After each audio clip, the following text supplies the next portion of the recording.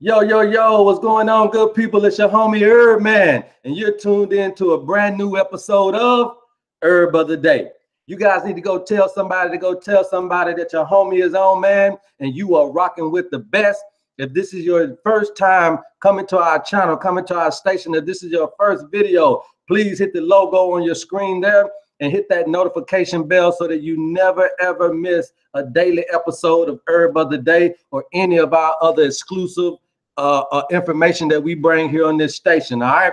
So without further ado, we want to go ahead and get into the Herb of the Day. So I'm gonna go ahead and switch my screen around. You guys need to let me know if you see it or not. All right, let's see where we at here.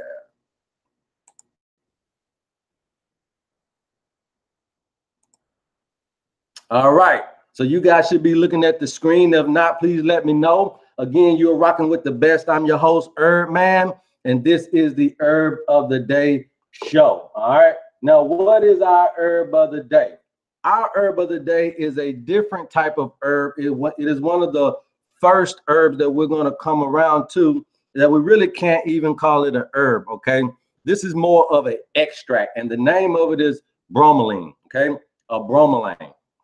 All right, now bromelain is going to be very, very important for you guys out there that are having digestive issues, having problems with breaking down protein in your body. Then bromelain, along with papain, are going to be some of the enzymes, the extracts that we're going to be talking about hopefully here. But I'm definitely excited to get you in tune and get you familiarized with bromelain. All right, now, so the origins of this particular extract, it comes out of pineapples, okay? So it derives from the stem and the cores of the pineapple. And pretty much pineapples are coming from Central and South America. They normally grow in the tropical climates, okay? So if you understand pineapples, then you can kind of do it. I didn't necessarily want to talk all about pineapple, so I didn't put all the information about pineapple. I wanted to talk more specifically about bromelain, okay? So now, what are some of the historical findings? What is some of the historical information we have on bromelain? All right, first of all, it just goes by that name. The scientific name is Ananassa sativa. Ananassa sativa, okay? And what exactly is bromelain? It is a proteolytic enzyme, that derives from the stem of the pineapple plant, okay? So your proteolytics are going to be basically your proteins, okay? It's the amino acids that break down the protein, okay? And if we can't break down these proteins in our own bodies, especially in our pancreas, then we're going to need something like bromelain and papain. And the great thing about it is they sell these two together, and you can go on Amazon and you can go in any drugstore and you can get bromelain and papain together. So if you're dealing with that, if you're having that issue where it's very difficult for your body to break down proteins, then this is going to be your go-to. Bottom line, this is going to be your go-to. Now, what are some of the actions here that bromelain have? It acts as an anti-inflammatory. So if you are dealing with inflammation, this is also going to be good for that. So it's just not a one-trick pony. All right. And it also, too, acts as a smooth muscle relaxant. So that's going to also be good. Now, what is good for that is a lot of times, you know, that's what we need. We need for the muscles to kind of relax and stop getting tensed up, because the tense they are, sometimes it does not allow for the breakdown of the absorption or the nutrition that we're looking for from our digestive workings. Okay, so you want everything to be relaxed and to be smooth so that your food can go and do the things that it needs to do in a normal operation, in a normal climate for that operation. Okay. And it also is a digestant. No wonder it is a digestant. And it also is a anti-edema. Okay. Now it stimulates the production of prostaglandin E1. Okay. And we went over that a few videos before. And prostaglandin E1 is something that the body naturally gives off. It normally helps for contracting the vessels and the muscles. You know, you'll find this substance when a woman is trying to have a baby and things of that nature. Also, too, if you're trying to stop bleeding and all of that, this is kind of what happens in order to stop the bleeding. When you see a blood clot getting released inside the vessel, it is to stop the bleeding. So what happens to get that blood clot out of there, you're going to get the prostaglandin E1 is going to secrete its juices in order to get that started. Okay, so when you see prostaglandin E1, just know that this is kind of the preliminary to stopping bleeding. Okay, this is what happens inside the body. It also is an inhibitor of blood platelet aggregation, thus preserving the normal consistency of blood. So that's going to be also a great thing, is to keep the blood in this normal consistency, to where it doesn't clot up, to where it doesn't thin out, but that it keeps its normal consistency, and it allows things to flow through in the right way, the normal way. Okay, now historically bromelain has been used for cellulitis. Okay, so again, if you are dealing with a lot of the cellulite issues, again, this is going to be something you want to look into. It also helps remove layers of fat. Okay, so that's also a great thing.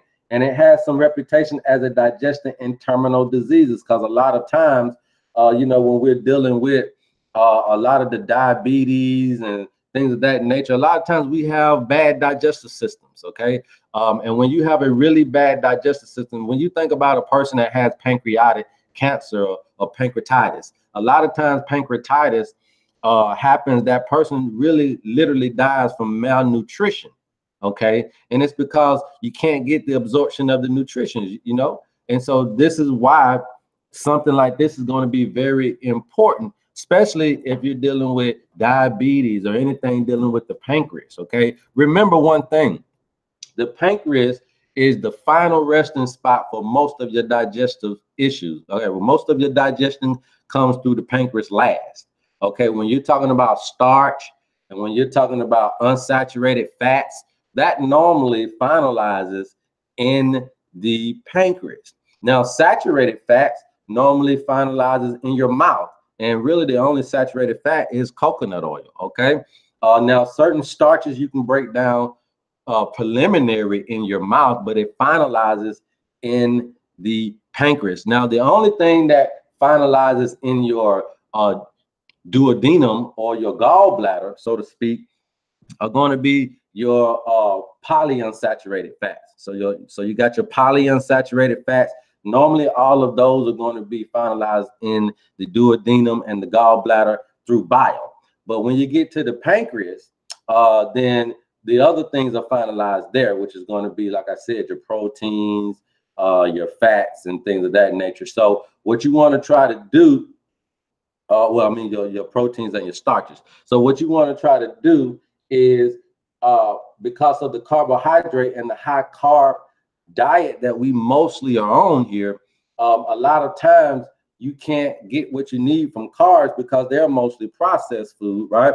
And then if you have so your carbs are your starches and your sugars. So now if you have a hard time breaking down protein, then you're not really getting the nutrition that you need. Remember, the body needs high fiber, good protein, and good fats.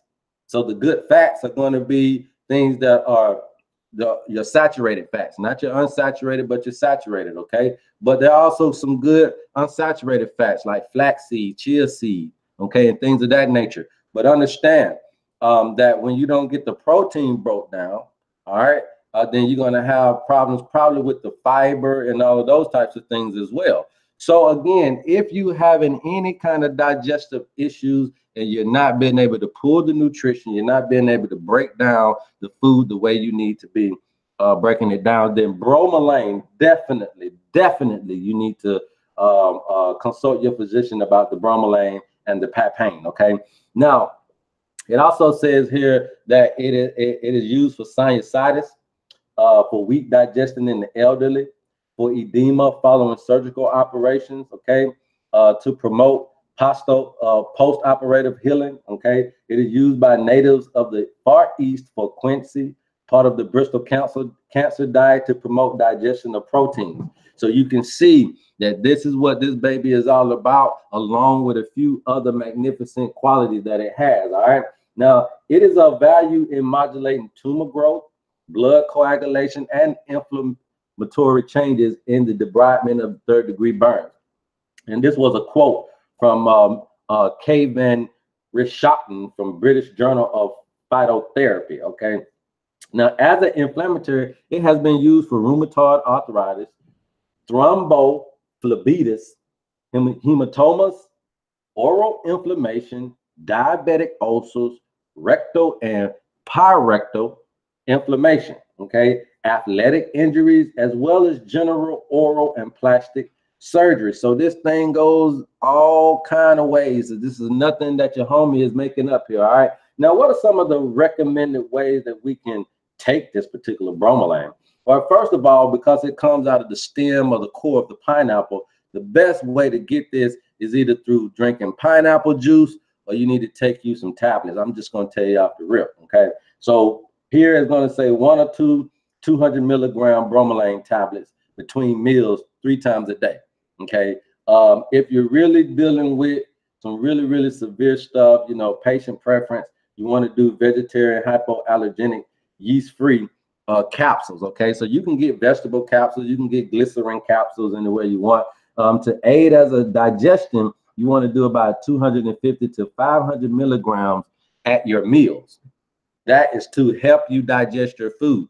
Okay, so now that is the little caveat there in the end, that you want to take this during your meal so that it can help you break it down and pull out the nutrition that you need so that you can have a healthy body. Now, remember, guys, that I am not a doctor nor am I a physician. So please consult your physician before utilizing anything that you see here on Lethal Violet Essentials channel. And for that matter, we say research everything before you put it into your body. And that's just bottom line, man. But here is a little picture of the stem, the core, just kind of give you a little picture of where it comes from, where it's extracted from here.